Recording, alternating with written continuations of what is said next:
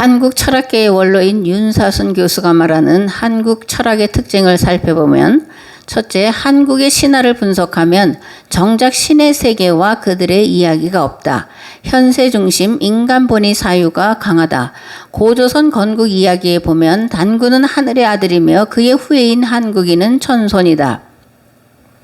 이것은 인간을 근본으로 삼는 인본사상보다 더 수위가 높은 인간을 소중하게 여기는 인존사상으로 이어진다. 여기서 등장하는 철학 이념인 홍익인간은 결코 선민의식이 아니라는 것을 보여준다. 널리 다른 나라의 인간들까지 이롭게 한다는 점에서 세계인과 공유할 수 있는 보편 이념이 된다. 둘째, 한국 유학은 성리학자들이 도덕의 올바른 파악과 실천을 중시하며 인간의 가치 구현 철학을 추구했다. 인존 정신에서 더 나아가 인존의 이유까지 파악했던 것이다. 이렇게 한국 철학의 특징을 말하고 있습니다. 이런 윤사순 교수는 한국 철학이 민족주의가 아니라 인존주의라고 말하면서 그 핵심이 홍익인간 사상이라는 거예요. 즉 한국의 민족주의는 북한이나 주사파들이 말하는 폐쇄된 민족주의, 즉 우리끼리만이 아니고, 또 천손의식은 선민의식이 아니라 세계사에 대한 책임의식을 말하는 것이요. 그러므로 우리의 민족주의는 개방된 민족주의요. 세계주의라는 것입니다. 홍익인간을 다른 말로 하면 인류공영이요. 영락사회라고 할 수 있는데, 인류공영이란 모든 인류가 함께 번영하고 공존하자는 것이요. 영락사회란 영원히 이 세상을 낙원으로 만든다는 뜻으로 고구려 광개토대왕비에 나타난 고구려의 건국 이념이기도 합니다. 이런 고대 한국 사상을 통해 볼 때 우리는 우리 민족끼리라는 폐쇄된 민족주의나 천손의식이라는 선민사상이 아니라는 것을 알 수가 있습니다. 천손사상은 유대인들이 가지고 있는 선민사상과 같은 것이 아니라 세상에 대한, 세계사에 대한 책임의식을 말하고 있다라는 것에서 유대인과 다르다라는 것을 알 수가 있습니다. 아멘.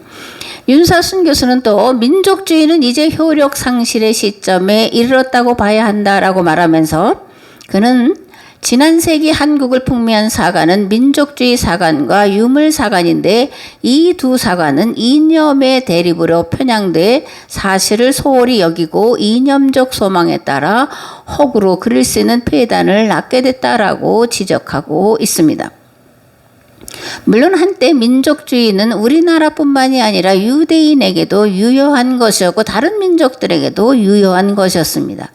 고난과 환란의 역사가 펼쳐질 때 생존수단으로 타민족에게 폐해를 끼치지 않고 민족의 단합을 통해 위기를 극복하기 위한 수단으로 민족주의는 매우 유효한 것이었습니다. 그러나 고난과 환란이 끝나고 평화의 시대가 되면 민족주의는 수면 밑으로 가라앉아야 하고, 무엇보다 현대와 같은 다문화 시대의 민족주의는 그 효력이 끝났다고 봐야 맞습니다. 그러니까 민족주의는 철진한 철학 사상이다라고 윤사순 교수는 일가를 하고 있습니다. 이스라엘이 심판받고 멸망한 이유 중 하나가 선민사상인데 이것의 뒷면에는 민족주의가 자리 잡고 있습니다. 포로기 이전 유대인들은 여호와 하나님은 이스라엘만의 신으로 믿고 있었습니다. 그리고 구원은 아브라함의 혈통인 유대인들만 받는다고 믿었고, 이방인들은 구원을 받을 수 없다라고 믿었습니다. 유대인들이 선민사상에 고치된 시기가 있는데 헬라 제국이 통치하던 시대였습니다. 헬라 제국의 헬라와 전략에 맞서 이기기 위해 바리새인을 비롯한 서기관과 율법학자들은 유대인의 정체성과 유대교의 정체성을 고치시킬 필요가 있었고, 여기서 출발하는 것이 선민사상 또는 민족주의라는 거예요.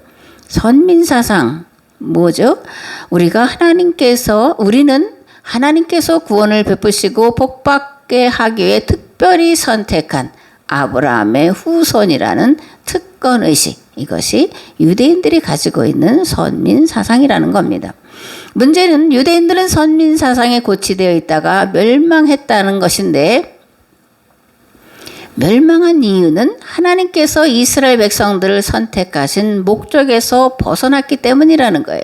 하나님께서 아브라함의 후손을 선택하시고 그들과 계약을 맺으신 것은 그들이 특별해서가 아니라 그들만의 구원을 위해서가 아니라 그들로 하여금 세상을 구원할 구원 공동체가 되게 하기 위해서 먼저 불러주셨다라는 거예요. 그러니까 이스라엘의 존재 이유와 존재 목적이 세상 구원에 있었다라는 겁니다.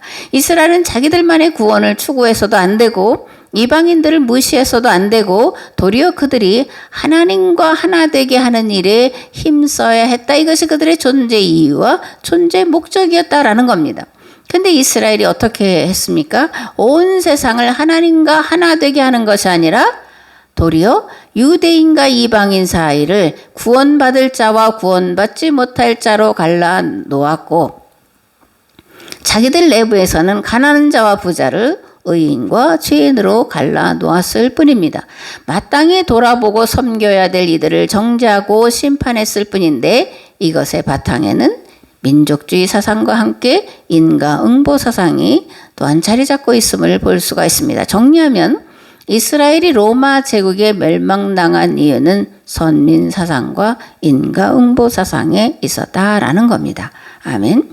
이스라엘 백성들 사이에 계약 정신이 사라지니까 존재할 이유와 목적이 사라진 거예요.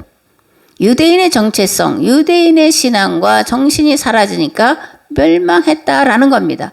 마찬가지로 고조선의 정신이 사라지니까 고조선이 멸망했고 고구려의 정신이 사라지니까 고구려가 멸망한 거예요. 교회도 마찬가지입니다. 교회가 존재해야 할 이유와 목적이 사라지면 교회는 심판받고 멸망에 이를 뿐입니다. 그러므로 교회와 성도는 정신을 차리고 교회의 존재 이유와 존재 목적인 만물 구원을 위해 죽도록 충성해야 할 줄 믿습니다. 아멘.